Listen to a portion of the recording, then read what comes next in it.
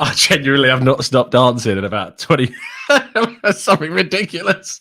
I was going to keep moving. You're going to have to get used to me moving throughout this entire podcast. I'm sorry.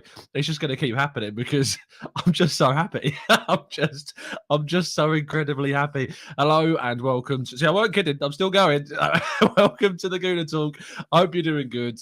Hope you're doing. Okay. I need to stop.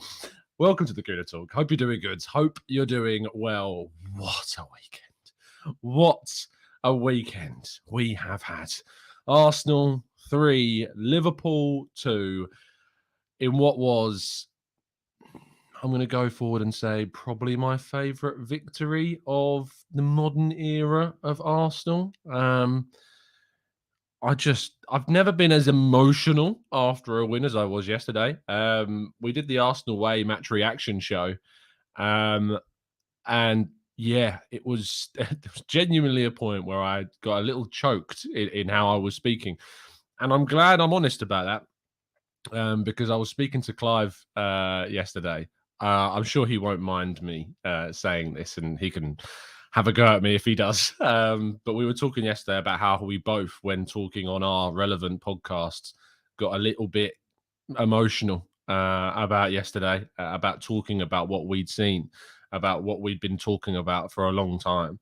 I'm still a little bit like it now because it just means so much. And we've just been waiting for so long for something like this, for evidence, for something tangible that I can grab as a result. You know, we can all talk about the tangible evidence of how we play, of the business that we've done, of the improvement in recruitment, of the atmosphere in the stadium, of the improvement of the mindset of the players that we have, of booting out players that aren't good enough or think themselves as big characters that we don't frankly need because we need to push on to bigger and better things. But despite all of that, it means nothing if you haven't got anything to latch onto as a genuine piece of result evidence. And despite the fact that the season is still young and there is lots of football still to be played, this Liverpool game gives Arsenal the perfect marker to turn around to any doubter, any person that's trying to say that Arsenal still aren't good enough, or that it's just a purple patch, or that we've not beaten anyone good yet, to hold up this pedestal of a result and say, suck on that, you loser. So, you know, it's just what I've wanted and needed for this so much. And I am so over the moon, joyously happy and excited about what is going to happen for this team.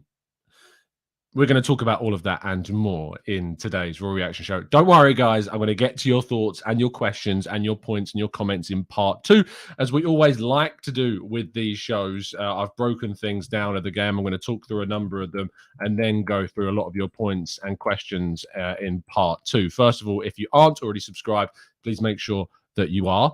I also realize I've played the wrong intro. And I've got the wrong background. You can tell that I'm going absolutely weird. Hold on. Let's sort this out. There we go. That's a lot better. That's a lot better. I also need to change the colors now. But yeah, my goodness. How fucking... Whoa, I nearly swore. I think I did. How great was that? You can tell I'm really going weird this morning. Anyway, let's bring up our sponsor this morning. And William Saliba continues to feature as Football Prizes signed and framed Arsenal shirts. There are, as of this moment, doing some quick maths, 28 tickets remaining. Link to the competition will be down in the video description. Make sure you don't miss out on the opportunity to get your hands on what is, let's be real, an absolutely fantastic prize. Moving onwards and moving forwards to why won't this change? And moving forwards to our slides as we go through and break down the game. It was our biggest win, I believe, in the brand new era. And to see the team so together and fulfilled in everything, I'm laughing at the chat box now, and see everything just so put together brilliantly in what we've come to expect from this Arsenal side was glorious. I feel sorry for my neighbours yesterday. I really do, because I was doing the minute by minute on Football London, going like trying to imagine for a second that you're not only enjoying the game and you're shouting, you're screaming, you're doing all the things that you do as a fan, but I'm frivolously trying to type goal 1-0 Martinelli and trying to get the minute by minutes through. I tell you, it was some kind of challenge that I've not faced before. But yeah, biggest win in the new era by far. How far have Gabriel Martinelli and Bukayo Saka come? I love this photo because it's, I think, from the Unai Emery season. Of just when these two first started really playing together. I actually think this is when they were playing on the left-hand side, when Saka was at left back and Martinelli playing on the left wing. Yeah, look, the way in which they've developed, grown, improved, you know, you have to give them both so much credit. You have to give Arteta and the coaching staff at Arsenal so much credit for giving them the opportunities to be able to improve. You know, we had a £72 million signing in Pepe. Unai Emery kicked this off by introducing Saka into the team, and then Arteta has run with it. Arteta has given the responsibility to Saka as our right winger. He's not kind of bowed to the pressure of having a record signing there, and he said, no, I believe in you. You are the guy. Take us forwards in that position. Martinelli, under Arteta, at the start of his his era, coming back from that serious knee injury, didn't give him the immediate opportunities that maybe a lot of us might have done at the start. And actually, what we've seen now is we've seen a player come in and improve and get better, and Arteta's giving him more chances. And just now we can see that those two, who cost a combined £6 million, are two of the best wide young forwards, not just in the league, but in the world. The leadership and togetherness of this group, with Granit Xhaka at its absolute core, who represents everything I think about this Arteta kind of team, that you are allowed, if you are willing, second chances. You are allowed to turn around and say, you know what, I was wrong to do this, and I want to fight for my place. And for Arteta to turn around and try and convince you, if you aren't willing to do that, as some players aren't willing to, you know, to maybe put their egos aside, put their stubbornness aside, and to go hold their hands up, and, you know, no, I'm going to buy into this. And, you know, Xhaka's bought into this. How much can we say about Granit Xhaka anymore? He's just an example. He's just an example. And that's what you want from a captain. And he is the unofficial captain. As far as I am understanding, despite Odegaard wearing the armband, Xhaka is, for all intents and purposes, the unofficial captain of Arsenal Football Club. And I think this is the perfect way for him to do it, to be honest. The perfect way for him to do it.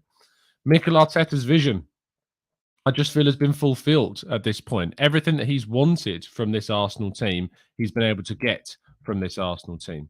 And not only that, but we've seen Mikel Arteta in a situation, as you can see on the picture on the left-hand side, where I wanted him gone. I was like, after Villarreal, I was done. As you all know, because I've talked about this story over and over and over again. You're probably bored of it by now. But after Villarreal, I was like, how can any coach continue? How can any club at the stature of Arsenal decide to keep on a coach? How wrong could I be? How wrong could I be? And how you know, magnanimous of the club to turn around and say, no, we're going to back this guy. And this isn't like they're, you know, this isn't like this is a club that doesn't sack coaches. Got rid of Wenger at the end, got rid of Unai Emery after just over a season. So it's nothing to do with characteristics of a club that, you know, aren't attuned to sacking coaches. They've done that. They did that prior to Arteta coming in. And, you know, we sat in 11th place when we got rid of Emery, and we just finished back-to-back 8th twice. And they were like, no, we believe in this guy. We believe in what he's doing. We believe in this process that we're going through. And it's no surprise that players like Ben White in interviews even yesterday use words like process. You know, we all talk about it as a little bit of a joke, as a little bit of a funny quip, a little bit of kind of an embarrassing thing previously as well. That was kind of a bit of a stigma labelled alongside Arteta and Arsenal. Actually, it is just what it is. It is a process. It is a project. It is certainly something that Arsenal have been building. And when you go from the picture on the left, which is Arteta looking at a side full of players that weren't his, a side that ultimately he couldn't see taking the club to where he's wanted it to take, and therefore it's taken so much time to overhaul things, to get rid of players, to move players he felt weren't good enough on, to give second chances to players like Xhaka, to prove to people that, yes, he is invested in players like William Saliba, despite all the talk and all of the bashing, that he's willing to integrate those players. And I think you get to a picture on the right of the screen, which is just the culmination of his vision fulfilling itself. And we are in a position where he feels he can take this team pick it up, and throw it at whatever challenge comes forward. Now, I did have a slide about Tomiyasu. It's disappeared for some reason. But Tomiyasu was another, obviously, big selection choice yesterday in which Mikel Arteta decided to go with. Now, I tweeted before the game at Clive from the Arsenal Vision podcast, because this is something that Clive has said about. It's something that we've talked about on this channel, is that you kind of, if you think about the team and you split it in half and you have your 5 best defenders and your 5 best attackers, our 5 best defenders are, first, I'd say Saliba. I think he's the best defender. I think his composure, his tackling, his timing, all of that, his recovery speed is just up there with the best. It's then Tomiyasu, followed by White, followed by Gabriel, followed by Partey. And they are our 5 best defenders in the team. Their defensive attributes are the best in this side. And that's why Arteta decided to go with the 5 best defenders against 4 world-class attacking players in Nunez, Salah, Diaz, and Jota. And he's gone with those 5 players to stifle them, to remain composed, to try and negate the opportunities for a pass in behind that was definitely exposed during the games against United and Spurs. If we'd have played like we played against Spurs, and we'd have played as open as we did at the back like we did against Spurs, I don't think we come away with a win in this game. Because the spaces that were open, the opportunities that Spurs created for themselves that they ultimately missed in some small chances because they're Spurs, they're not very good, would have been absolutely used by Liverpool, and we would have lost the game if we'd have played in that way. So I saw a few complaints about how we played in the first half. It was always going to be a little bit disjointed, a little bit lacking in fluidity a bit from the back, because that back four hadn't played together once. We'd never seen that back four used together. Now, Tomiyasu has played left back. He's played against Kulusevski against Spurs. He's played against Rafinha against Leeds in the games he's played at left back when he's been started there. This isn't a new thing for Arteta to just throw and try. He's used Tomiyasu against inverted wingers on the right-hand side, our left-hand side, to great effect, and it worked excellently. Salah was nothing. Salah was nowhere in this game. Didn't do anything. Not one thing. So I'm very, very happy with the way things went. It's a stroke of genius by the manager in my view, and yeah, brilliant. Anyway, let's go on to the some of the decisions, and this is where I'm going to get some of your comments in the chat box as well. Penalty, Jota on Gabriel. I, in the moment, was concerned. I was in that moment. I saw it back on the replay. I was like, oh, I don't know what's going to happen. I was concerned, not because of how I felt about the decision. I was concerned because I've seen them given. I've seen these given so many times. The fact that it wasn't given by the referee in the first instance, I think, is where ultimately you're not going to see VAR overturn it. Now, the rule, according to PGMOL, is massively impacted by one key word, which is proximity. And because the proximity of the ball being kicked to hitting Gabriel's arm, as it does, was so close, it wasn't a penalty. And by the rules, it isn't a penalty. Now, is my interpretation of what I feel the rules should be, if this happened against Arsenal, I would be calling for it to be a penalty. But by the letter of the law, it isn't. By the letter of the law, it's not. I would also argue that anyone kind of moving in one direction, and when you move in one direction, especially sideways, and your body weight is leaning towards that side that you're moving, and then you go to switch to the other way because obviously a cross is about to come in, so you're trying to then shift your weight to stop to be able to block it, naturally your left arm does raise, or the arm in the opposite direction to the way that you're trying to change direction, it does raise naturally. So there is an argument that his arm is still in a natural position. So I can see why it wasn't given. I can see why there's frustration from a Liverpool side of things that it wasn't given. But by the letter of the law, for me, it wasn't a penalty because of the proximity of the cross to Gabriel and the ball hitting his arm. Reece says too close. V-Dubs says proximity and timing. Stuart McFarlane says, I was genuinely shocked it wasn't given. Gooner Gang says the only reason VR didn't give it was the closest to his hand and the ball.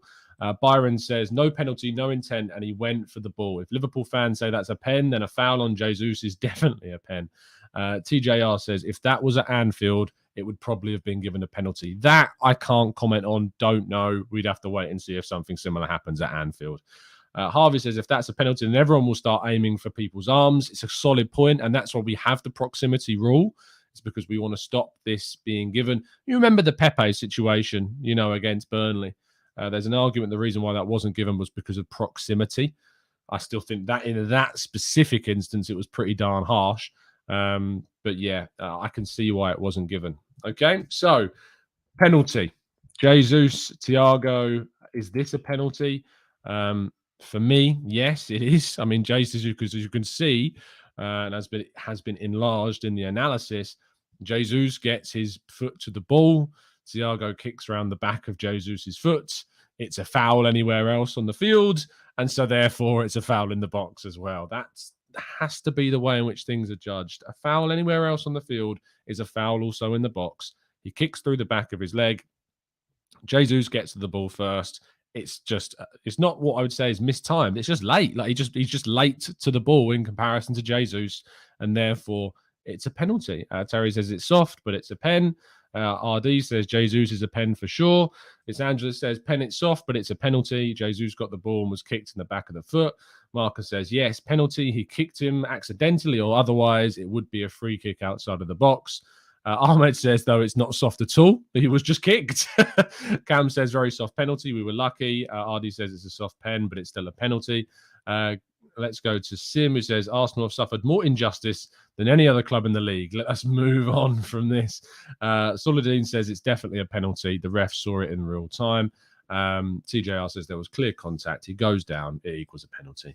And I don't have any issues about this. I think both the decisions the referee got right because of proximity, cancelling out the penalty in the first case. And in this one, it's a late challenge that Jesus gets the ball first and Thiago kicks through the back of his leg. It might be soft. It might be a light touch, but Jesus feels it. It sends him down. You have to give it as a penalty. It's as simple as that. Now, the final thing to discuss is that the FA have confirmed to the media that they are investigating an on-field incident that took place. Now, the incident, we don't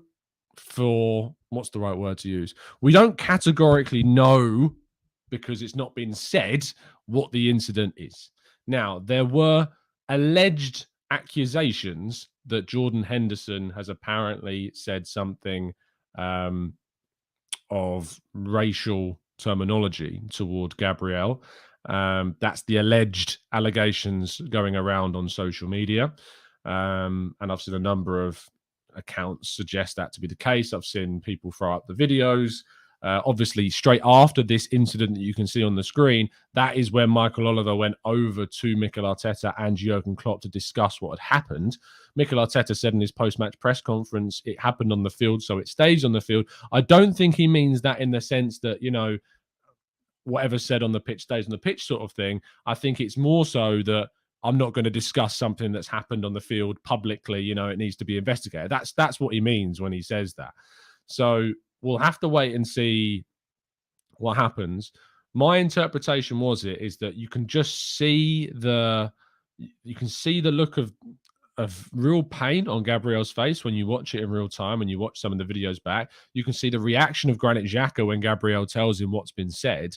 You can look at the face of Roberto Firmino of just disappointment. You can see a video after the game of Alisson and Roberto Firmino talking with Jesus and Gabriel after the game. I'm not going to sit here and say he's definitely done this, he's definitely done that. I will wait until an investigation has been done before I make it. I wasn't there. I didn't hear it. I'm not going to sit here and say X player said this to X player without having the evidence because I didn't hear it. I don't know lip reading. I can't go off people posting on social media. I can't do that. If someone is found guilty of this type of thing, they should be receiving of a lengthy ban. We absolutely know that. But we need to make sure that we have full evidence. We need to make sure that we've got an investigation going on. And so that's as simple as that. I'm not going to jump on some bandwagon and try and claim someone said something that if they haven't, but if they have said it, they should face the appropriate consequences. So for me, it's as simple as that. I think that's the best way that you handle it. Let's see what the investigation finds. Hopefully, it comes to the right and the true decision because that will reflect what happened on the pitch. So there we go. Let's see what happens. Anyway, that brings us to an end of part one, which means we're going to go to your questions and part two of today's show. So after this short break, we'll be back and taking those points and questions.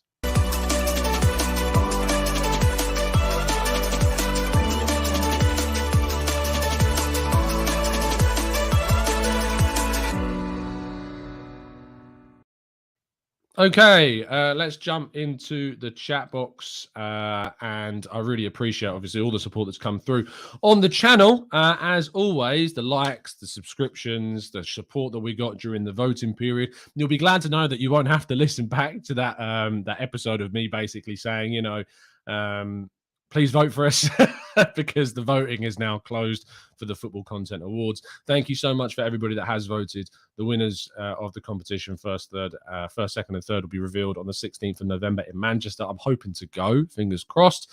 Some other fantastic channels have been nominated. I look forward to hopefully seeing the likes of FK and Lee Judges there, as well as the boys of the Arsenal Vision podcast.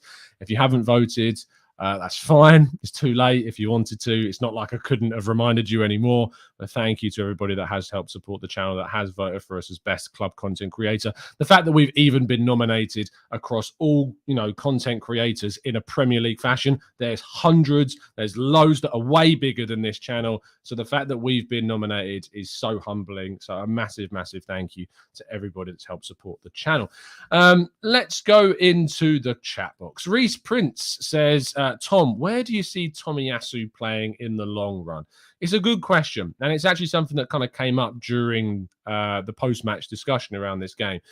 Tomiyasu, I don't think will play this position in the long term. I think Tierney will probably come in against Leeds. I'd be surprised if Tomiyasu played this game. I think this was purely a tactical, strategic decision by Mikel Arteta to try and deal with what Mohamed Salah brings. Now, if Arsenal go up against... if say Rafinha was still at Leeds, I think we probably would have gone with the same team, and Tomiyasu would have been used to deal with Rafinha. Now, I don't think this is something that we can necessarily do against all sides, because we do lack something in that left-hand side in terms of an offensive build-up nature by Tomiyasu being there. I would like to see Tierney come in for the game against Leeds, or if Zinchenko is indeed fit, I'd like to see Zinchenko come in for that game, because it helps with our build-up, it helps with our possession, our dominance, the way in which we play. Zinchenko, Tierney to a lesser extent, are absolutely key into that part. So Tomiyasu, I think, will be used here and there. I think he'll start big games in the sense that we need someone to go up against an inverted right winger. So say Riyad Mahrez is going to play for Manchester City. You would start him there. If, I don't know, I'm trying to think of another inverted winger that plays at a high level in the Premier League. There aren't. Anthony, I guess. If we go up against Man United again, Tomiyasu comes back into that side. It does make you question, potentially, we could have thought to do that. Well, goodness me, we've got people even after a win being abusive in the chat box. This fan base surprises me every single time. Lynn says, question, and Tom, do you think we have a second penalty? And Jesus had a second pen when we were sandwiched between Alisson and Van Dijk. I don't think that was a penalty, Lynn. Not for me. I don't think that was a penalty. Jason says, are you worried about Gabriel's back-to-back howlers and his decision-making? Gabriel is a player that will have these moments. He has these moments in him. The little touchback, he tries to get his foot onto it. It's not a glaring mistake. It's not a conscious error. It's not an unforced error in any way. He's tried to get to his foot to it. He's got to stretch as far as he can, and it's touched him, You also have to remember that Gabriel is playing on the side with the least protection throughout this whole season. Saliba, with however brilliant Saliba has been, and he's been brilliant and our best defender, Saliba has Ben White to his right-hand side. Gabriel has often had Zinchenko, he's often had Tierney. He's had to cover a bigger space. He didn't have to in this game as much as he usually does, but he did come up against both Nunez and Salah, and even Diaz was switching to the right-hand side and doubling up on Gabriel and Tomiyasu because they knew that was our weaker side defensively, because you've got White and Saliba on the right-hand side, and they were getting no joy down that side. I don't think it's a worry for me. Gabriel isn't a worry for me. I think you're going to struggle to find someone to replace him. I've named him as the most replaceable because I think of the four, if you ask me if I would look to upgrade on Zinchenko, Gabriel, Saliba, White, Gabriel is the one that stands out for me, but that doesn't mean it's an easy task to upgrade on him by any means. And trying to find someone that's going to be better than him is a really, really, really tough task. And I would challenge people to start throwing names at me if they think they can find someone that's accessible that we should go for to upgrade upon him. But unless you're going to the world-class level of centre-back, you're going to struggle. And to get those players is absolutely another task all in itself. Let's go to Alana, who says, what do you think about the Jesus concussion moment? Looked pretty bad to me. Was surprised to see him stay on the pitch. Well, I would hope, Alana, that they go through all of the relevant tests and that he is, assessed by the doctors. There is always that feeling in me that feels as though there should be a third-party doctor at every single game, that when there is a head injury, that they enter the field of play and they assess players. Because, of course, you're going to be in a situation whereby a team's doctors are not going to want to take off their own team's best player, even if it's for us, and I'm trying to stay as unbiased as I can in this discussion because I don't want Jesus to have to go off the field. But if he has suffered a concussion, he should go off to protect him, to protect the game in itself, because playing someone of that who's in that kind of headspace, or lack of headspace, if you will, we need to make sure that they are protected, and we can't be setting a precedent that it's okay to continue. So, Alana, I hope, and I'm very hopeful and optimistic, that they did do the correct assessments and that Jesus came through fine. Arteta said after the game that he was fine after the game, so hopefully that is indeed the case. By the way, in that moment, I thought Tsimikas was a bit... It's hard to know whether or not it was deliberate, but it did feel quite pointed. And it's not a pun on the pointiness of his elbow, but there was part of me that felt that was a bit intentional. I might be wrong, but I thought there was a bit of intent in that elbow into Jesus's face. Stuart says, do you think Alba was having a tactical snide dig, especially with it being just before the game, or do you think it was from a while ago? I have a feeling that the video was recorded some time ago. I would be surprised if it was actually recorded even potentially this season. I think it might have been recorded during his Barcelona days, and it's only just come out now. So I don't know for sure. I don't know 100% when it was. I can't comment on that for sure. It's just an estimation, but I think it has been. But yeah, I think that Aubameyang just at this point needs to move on. If he was still salty at this time, it's difficult, of course, with the whole timing of it. We don't know when it was recorded, but let's just, for hypothetical sake, say it was in the last, 4 months. Just move on, mate. Just deal with it. Petulance. It's just petulance. We're better off without him. I think we can all see that now. Yes, we could have done better in the January window to replace him. I don't doubt that. That's definitely not a criticism that I would disagree with. But Aubameyang just needs to move on. I really hope when Chelsea visit here that I don't want to see a player booed. I don't really like booing. I'm not really a fan of booing. Unless I suppose it's for someone that's done something horrific. But, I'm not a fan of it, especially when it's like in this kind of context. As a player that left Arsenal and joined Chelsea, I'm not going to boo him. If you want to boo him, that's your choice. You can go and do that if you want to. I'm just not a fan of it. I'll be interested to see what kind of reception he does get when he returns. And if even Graham Potter decides to use him, we'll have to wait and see. Let's go to Ronald, who says, I still, while we have outplayed other teams, think we need more goals from our current players of adding another versatile wide forward. I think that's fair. I think Arsenal are looking to try and bring in a wide forward. We're being linked with a number of players in that kind of position.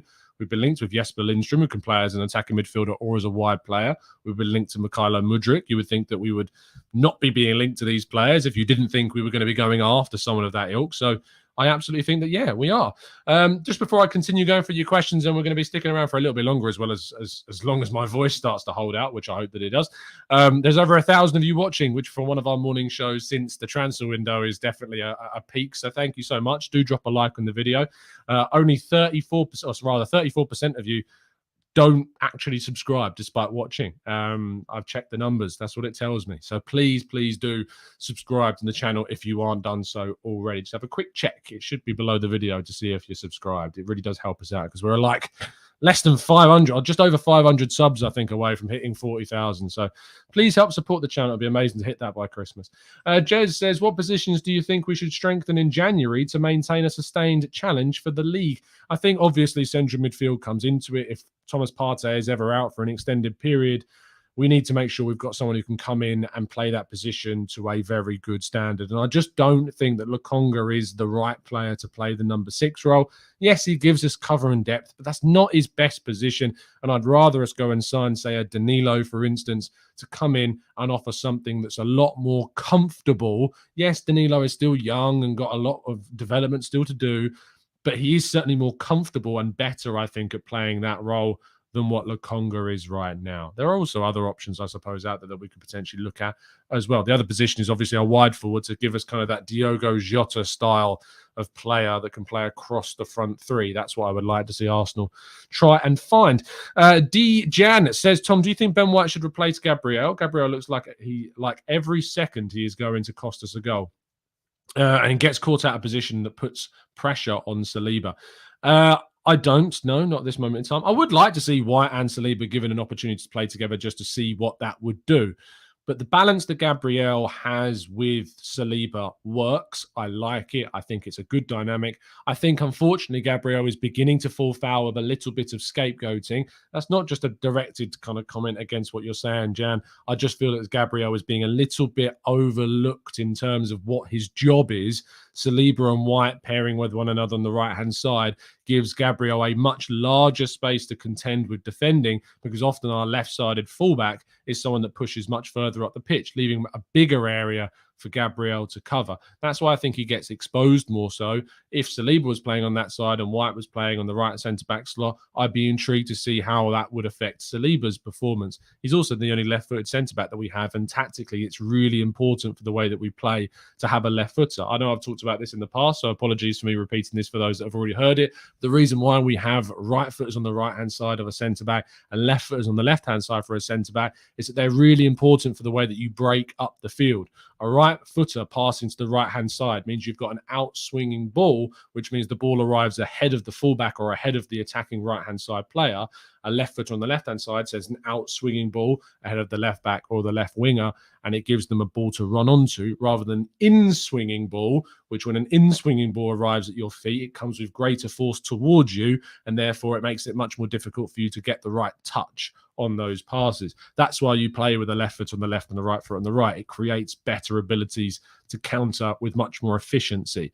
It also means that players are a lot more comfortable when passing out on their sides. Tomiyasu is great, and what's good about having a right footer, I say a right footer, he is ambipedal, which means he can use both feet very well.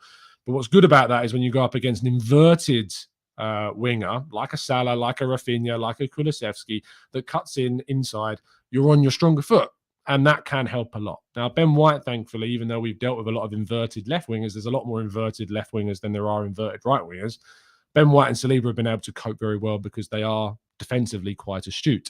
So that's helped. That's why against Zaha in the first game of the season, White did so fantastically well. You know, it's a really important point, I think, to bring forward. So don't suddenly let Gabriel's performances cloud your view of what he does. I would encourage you to kind of watch his whole performance, especially if you've got the time to go back and watch a game. Go back and watch Gabriel's entire display. Look at the things that he does beyond some of the high-profile kind of mistakes that have started potentially creeping into his game, because his game is really important to the way that we play.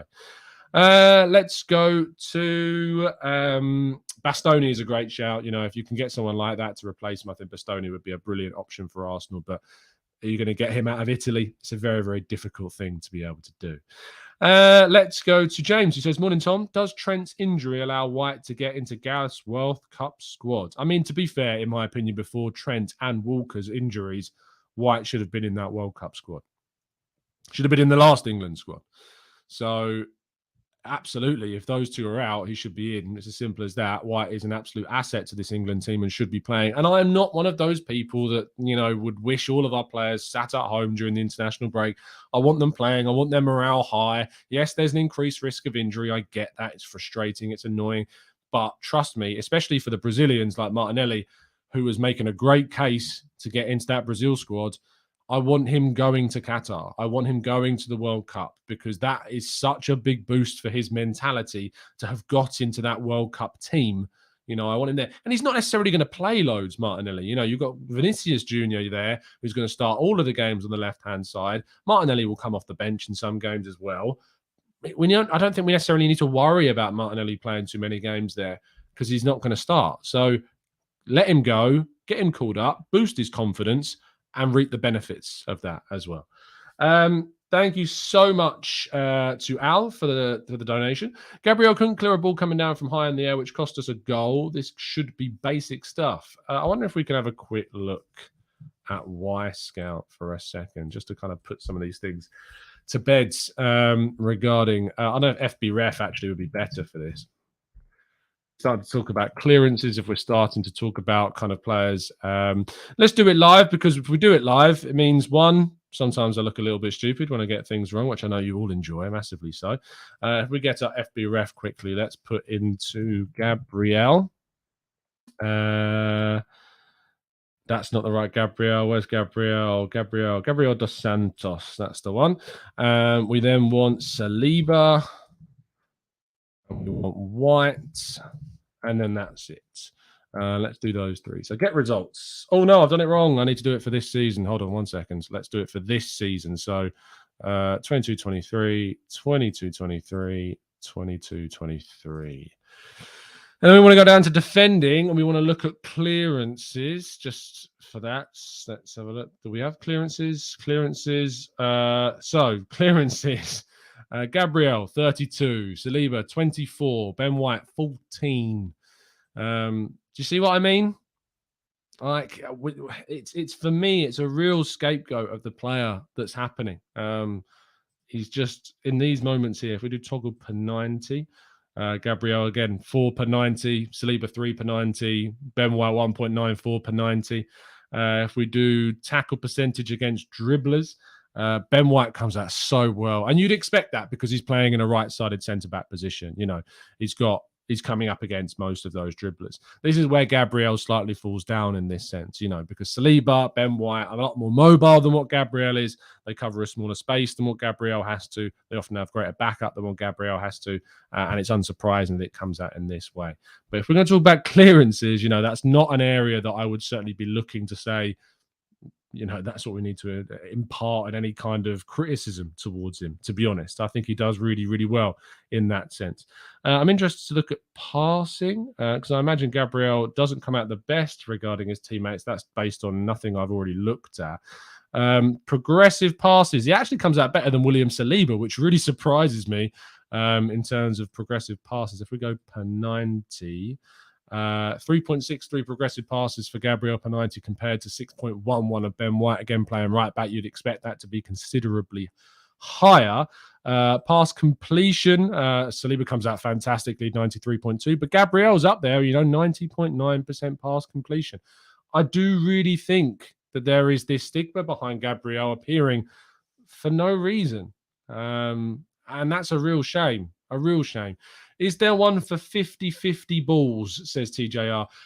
There is, but I think I can only find that on Y Scout, which means I can't do, annoyingly, a comparison chart, to be honest. It's going to take me a long time to get those statistics up. But I will get Gabriel's statistics for this as a sole 50-50 challenge. I think what they're called are, let me go to defensive statistics. I know this is really riveting stuff for you to listen to. Loose ball duels this season. That's what I want. He has won 67.3% of his loose ball duels this season, which is good. You know, 67.3%. Winning a 50-50. If you're over 50% of winning your 50-50s, that's great. So, and he's considerably over at 67.3%, which is a really strong return. Wow, we've still got the same amount of people that were listening before I started that statistical run. So clearly that's a good thing. Lyndall says, Tom, do you think Arteta should call Trusty back on loan in January to challenge Gabriel and perhaps give him a rest in the cup games? No, I don't, because he's not going to play. He's not going to play in the games. Gabriel's going to play in the cup games, going to play in the league games. If we need to play Tommy Asu at left centre-back, we can do that. It's not a problem. Trusty is playing every week, every game for Birmingham. He's doing brilliantly well. I'm enjoying what I'm seeing. I've done an interview with one of the Birmingham writers at Birmingham Live, and it was a really good insight into what he's been doing. You can read that over at Football London. I don't want to see him come back in January. I don't want to see Patino come back. I want to see him keep on playing. They're playing every week. Give them a season out on loan. Give Balogun his full season, I don't want to recall anyone. The only time I want to recall somebody from loan is if A, we have a serious injury problem, or B, they're not playing. That's the only two justifications for bringing a player back from their loan, is if you've got a serious injury issue, which I think we did when we recalled Coquelin from his loan at Charlton. And the other reason is if they're not getting enough games. And that's only because we're going to send them out to somewhere else on loan. We did that last season with Tyrese John-Jules. We did it with Miguel Aziz, although we didn't load him back out. We just put him into the under 23s at the time. So, yeah. No, I wouldn't recall him. Keep him playing. Keep him doing what he's doing. That's the most important thing we need for our players. Priyank says, hi, Tom. Just in a report, Patino's contract is expiring in the coming months. Is this true?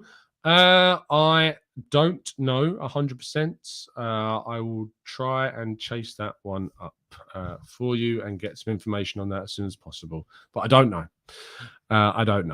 Dad says, Tom, is karma catching up with Liverpool for so many fouls they got away, and Liverpool really missed that Sane elbow? The Sane? You mean Mane? Mane elbow. Elmo? the Mane elbow. There we go. Why is that so difficult to say? The Mane elbow on Tierney that we've seen at Anfield, was one of the most frustrating things that kept on creeping into his game. It's one of the reasons why it agitated Arteta so much. They've really missed Sadio Mane this season, massively so.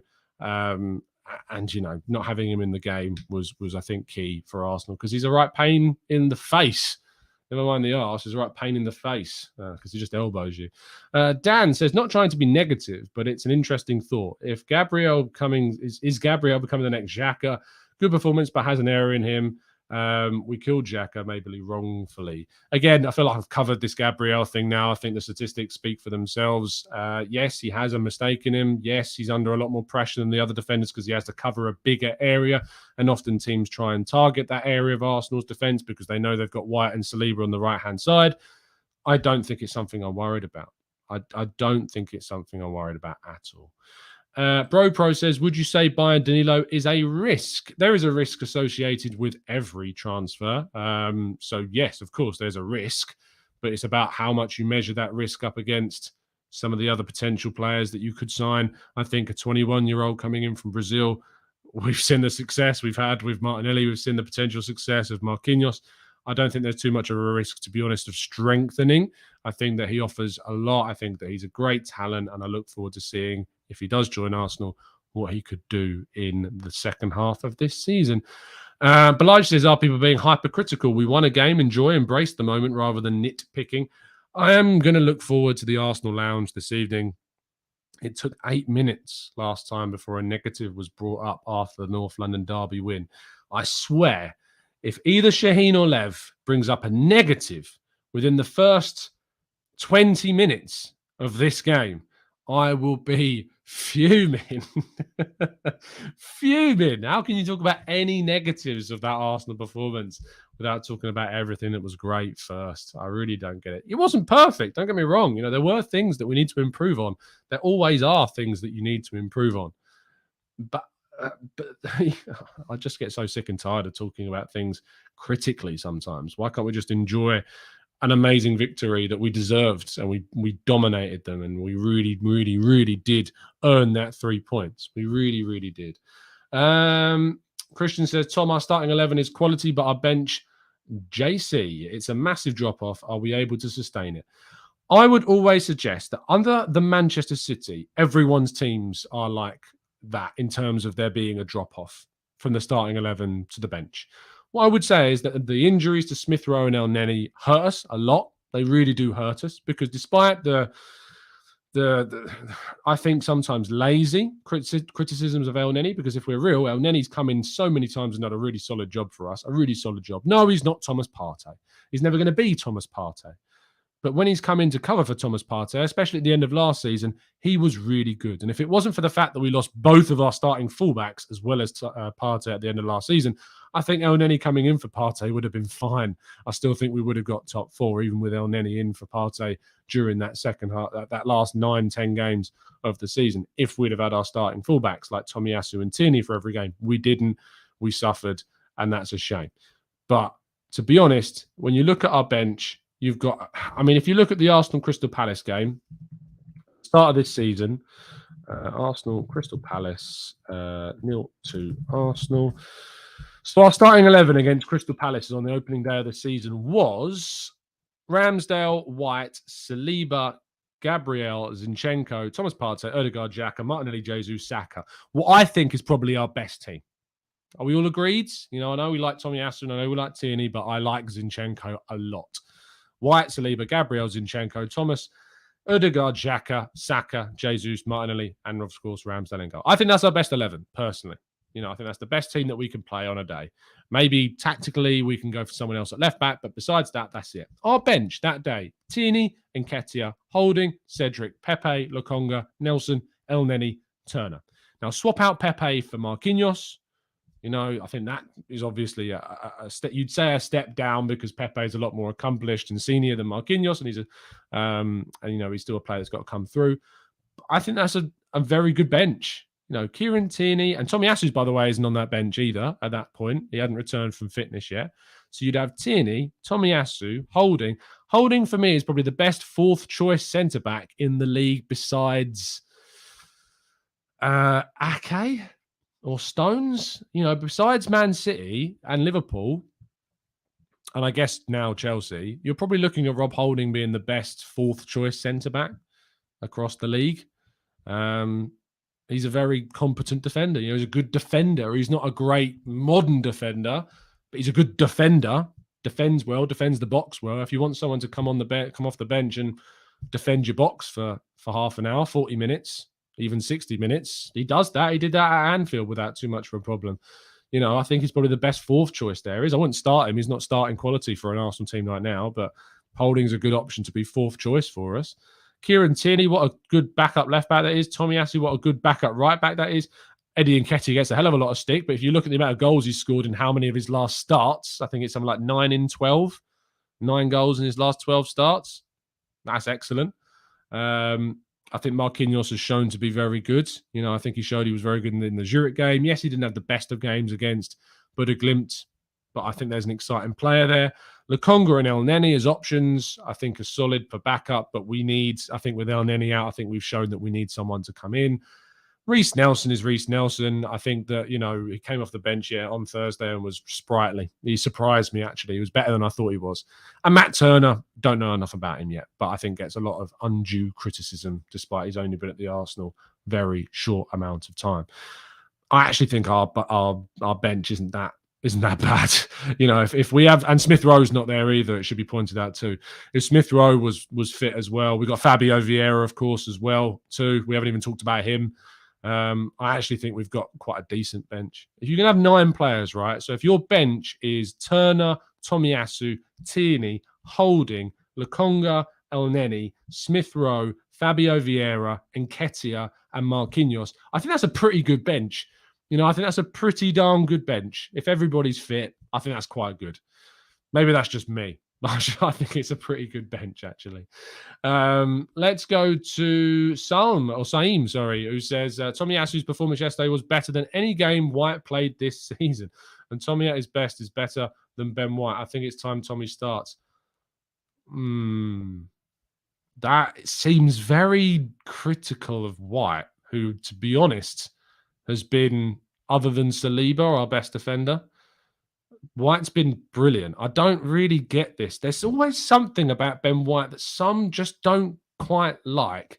I don't get it. I really can't get my head around it. I wouldn't drop White in a second. I wouldn't drop him for Tomiyasu right now. And by the way, he was brilliant yesterday.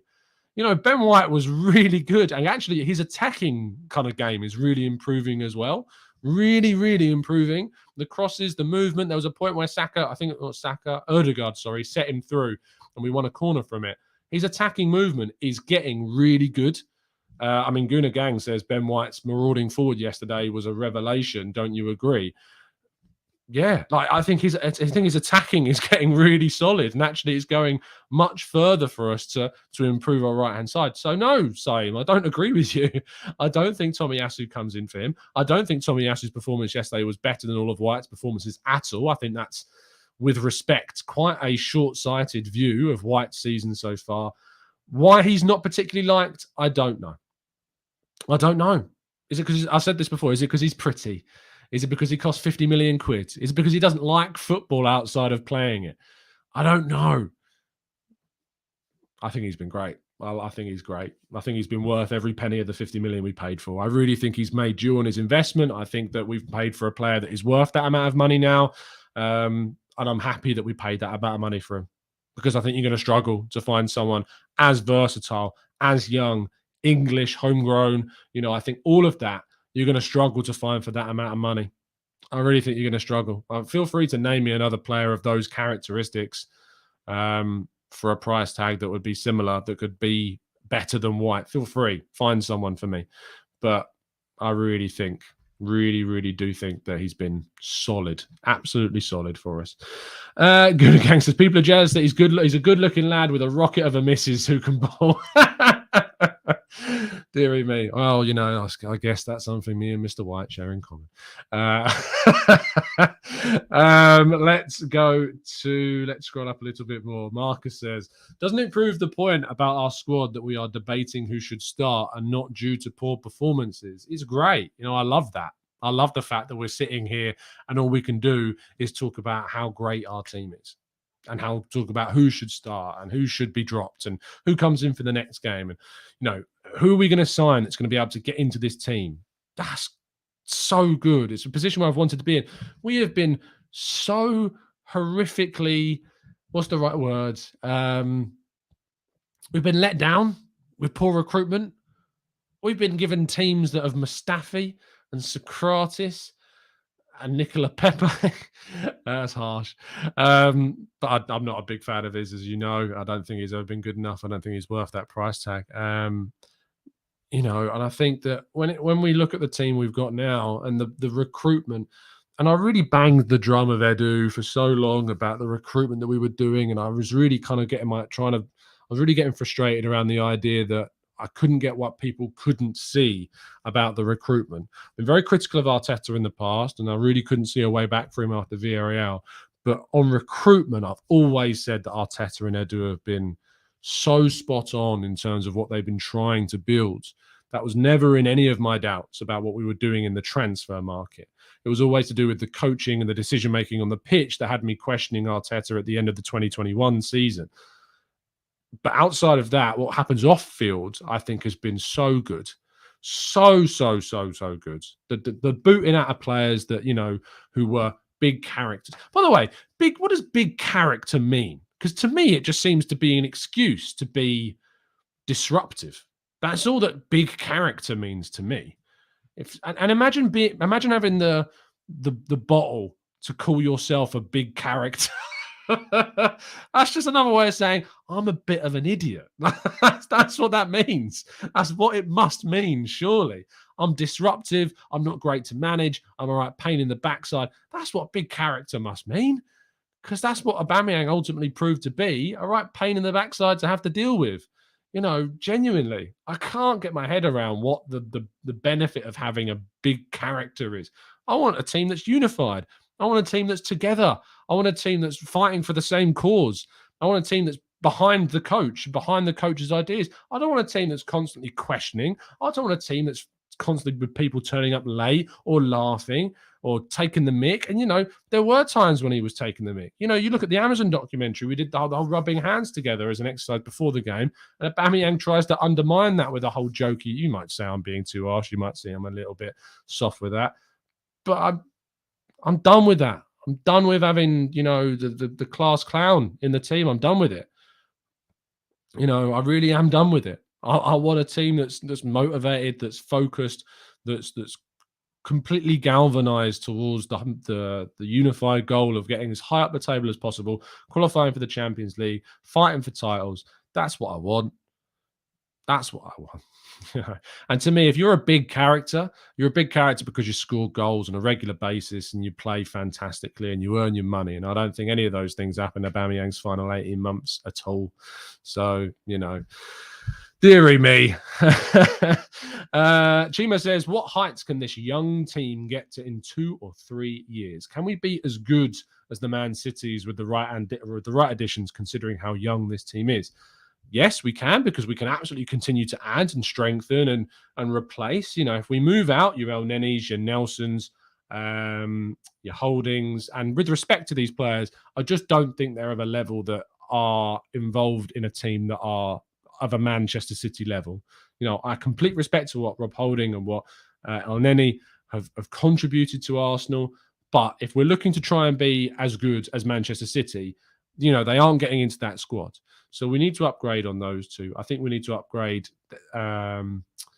another attacking player, the Diogo Jota style player that I've talked about. I think we need to improve another left-sided centre-back. I think that needs to come in. I think we potentially need to improve where else? The wide forward's really key, because whilst Eddie Nketiah obviously is, I think, a very decent option for us as a backup to Jesus, I'd like to see someone who's a wide forward like a Diogo Jota that can also play in the middle and take the pressure off Eddie Nketiah if we ever needed to. Nav says, you're forgetting about Cedric. Yeah, I guess so. He needs to be moved on. We need to move on from someone like that. It's important that you have experience in the team. And I think that, whilst El Neni and Holding and Cedric leaving means you're losing a hell of a lot of experience and probably good presences in the dressing room, the players are still getting older. After this season, the team that was the youngest team in the Premier League at the start of the last season are 2 years older. Ben White's 24 now? Tierney's 25, going on 26. Odegaard's going to be going on 24. Ramsdale's 24. Gabriel's 24. Tomiyasu's 23. And Odegaard's been around the block so long now, since he was 16. So he's been playing 8 years at the top level. You've got Granit Xhaka, you've got Partey. You've now got Gabriel Jesus and Zinchenko. You've got an entire group of players that's got so much experience and winning ability within it. I don't think we need to worry about not having an El Neni or having a Holding or having a Cedric just because they've been at the club a long time. Benji's 25. There you go. Sorry, Tobbs. Benjamin, I should say. I think we've got a really balanced squad. I think it's a squad that, even though he still is the second youngest starting 11 in the league, according to the stats that came up yesterday, I really do think that we've got an opportunity to strengthen and replace some more players and improve the depth in this squad. That's what's key. Harvey says Pepe is going to be hard to sell. He scored yesterday or day before yesterday, so hopefully that helps and he continues to score. I want him to do well because it means we're going to be able to get a good fee for him. That's what I want to happen at the end of this season. So that's absolutely going to be important. Anyway, I've been going for about an hour now, so I am going to round things off. Thank you, everybody, for tuning in to what has been a very enjoyable last hour. I don't know how I've managed to speak without my voice cracking at some stage. I suppose we've had a few mess ups along the way, but it was always going to happen. It's been joyous. It's been brilliant. It's been wonderful. I cannot get over how happy I am to be an Arsenal fan right now. I'm over the moon with the result. I'm over the moon with the performances. I am so emboldened by what has happened at this football club. I'm so proud to be an Arsenal fan. I'm looking forward to what happens between now and the end of the season. I'll be joining you tomorrow morning at 8 a.m. I'll also be live this evening with the boys over on the Arsenal Lounge at 8 p.m. UK time this evening. So do come join us. It's always a good, fun conversation. I look forward to not seeing some people in the chat box because they won't be there, because some people only turn up when we lose. So that's going to be funny this evening. So do join us for that. And yeah, it's been a pleasure. Have a great day. And as always, up the Arsenal.